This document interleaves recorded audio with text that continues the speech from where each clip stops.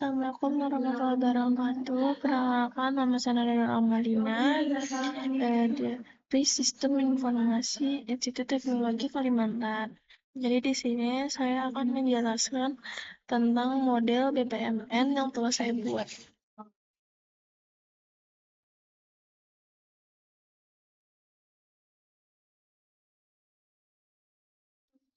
Sendiri itu tuh seperti ini untuk gambarannya. Di sini saya buat untuk formulir pendaftaran sebelum diterima KP. Untuk formulir pendaftaran sebelum diterima KP terdapat dua aktor, yaitu mahasiswa dan tendik. Untuk prosesnya itu dimulai dari mahasiswa, di mana mahasiswa mulai proses pendaftaran KP, terus menyiapkan dokumen persyaratan KP, mengakses sistem layanan FSTI, terus mengisi formulir pendaftaran KP melalui Giform, terus mengirimkan formulir pendaftaran KP, lalu ke tendik, di mana tendik itu menerima dokumen KP, lalu memverifikasi kelengkapan dokumen mahasiswa, mengirimkan hasil verifikasi melalui email, di mana ini terdapat data objek yang berupa email penerimaan KP, lalu kembali ke mahasiswa, di mana mahasiswa menindaklanjuti email hasil verifikasi KP. Di sini terdapat gateway, di mana untuk melihat apakah berkas ini lengkap atau tidak lengkap. Nah, jika tidak lengkap, maka dia melanjutkan ke tahap berikutnya. Lalu pendaftaran KP selesai. Namun kalau tidak lengkap, dia langsung menghubungi tendik untuk klarifikasi. Lalu pendaftaran KP selesai. Nah, untuk formnya itu terdapat di bagian mahasiswa mengisi formulir pendaftaran KP. Lalu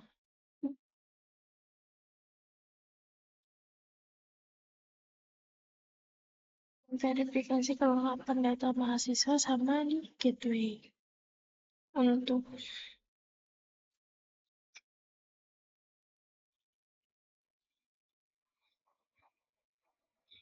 apa kita melihat apakah model VPN yang telah dibuat itu ada kesalahan apa enggak, dengan cara kita mendeploy, yaitu mengklik tombol pesawat di sini. Ya, untuk menjalankan keseluruhan BPMN-nya, kita harus mendeploy keseluruhan form yang telah kita buat.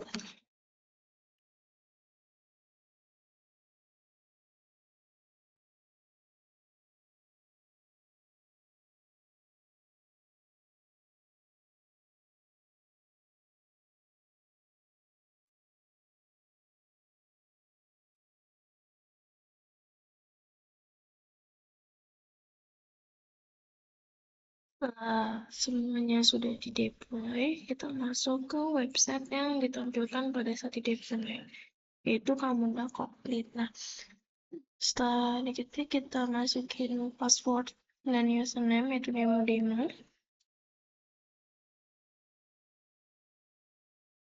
Kita klik home, terus ke taglist. Situ ke start proses. Klik formulir pendaftaran sebelum diterima KP. Start.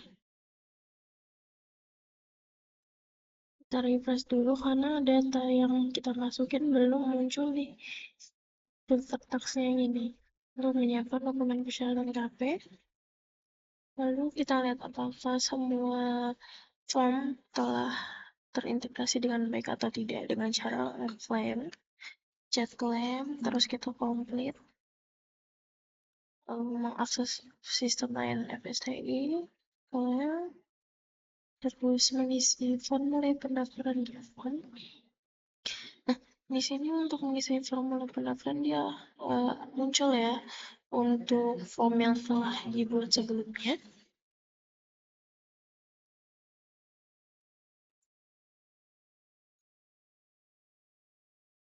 kita sudah isi untuk memperolehkan pindah.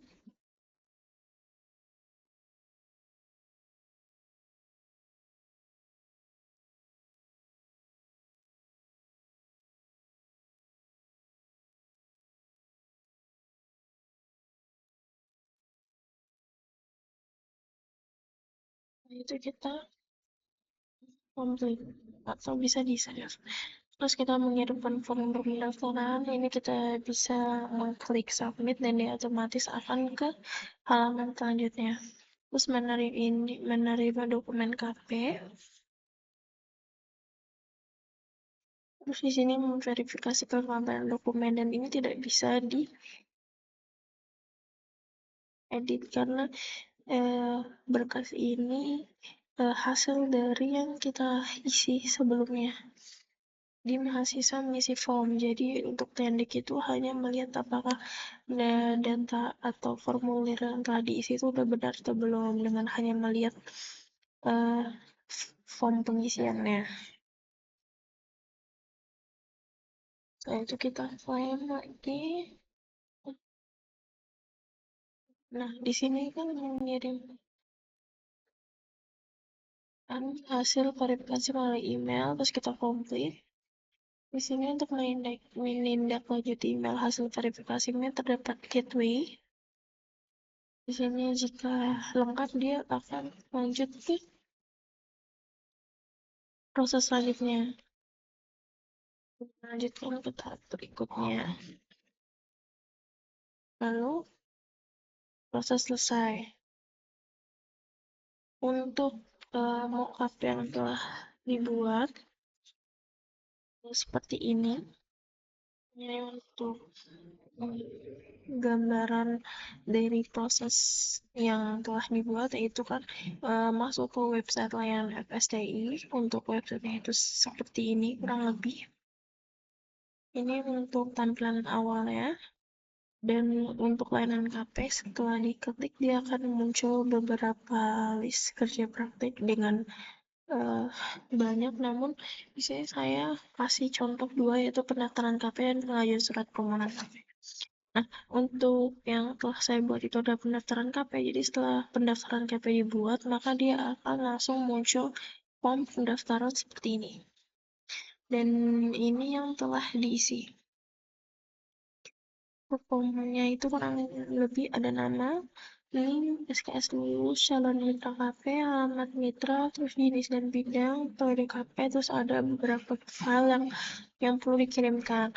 Nanti setelah kita submit, maka berkas terotomatis akan dikirimkan ke Tendik. Nah, untuk dari Tendik sendiri, untuk bagaimana sistem dari Tendiknya atau modelan data yang diterima, untuk itu saya agak kurang ngerti karena biasanya dari mahasiswa itu hanya dapat email, cuman karena ini sesuai dengan pengisiannya dalam form, biasanya dia outputnya itu langsung ke spreadsheet. Nah, kira-kira itu gambarannya seperti ini. Jadi nanti ya ini adalah spreadsheet. Terus ada beberapa data yang perlu diisi dari form tadi. Terus itu saya yang telah diisi berarti nama, NIM, SKS lulus. Ini sesuai sama yang dari form yang tadi dibuat. Lalu untuk teknik lagi nanti langsung mengklik file PDF yang telah dikirimkan, yaitu dari transkrip nilai, KTM, terus form 001. Nah, setelah itu Tendik akan memberikan email balasan apakah kita diterima, apakah berkas ditolak karena tidak lengkap. Nah, untuk mahasiswa biasanya untuk email balasannya itu berasal dari Classroom dan gambaran besar email balasannya itu seperti ini. Ya, ada praktik sistem informasi, lalu ada pembagian dosen pembimbing, Jadi kalau misalnya mahasiswa diterima, berarti dia dapat melihat apakah nama dan namanya beserta dosen pembimbing yang akan diampunya. Namun kalau misal ditolak, nama tidak ada di dalam file yang dikirimkan melalui email ini.